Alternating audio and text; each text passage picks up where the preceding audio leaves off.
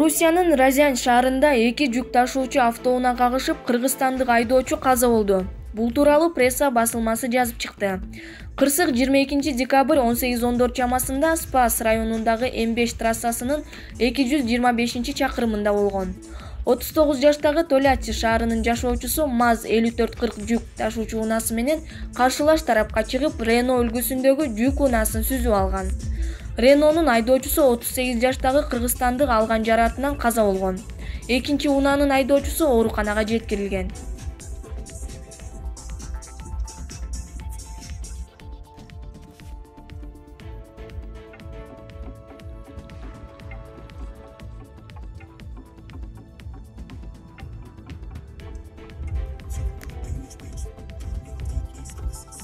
Дебильный телефон, блядь.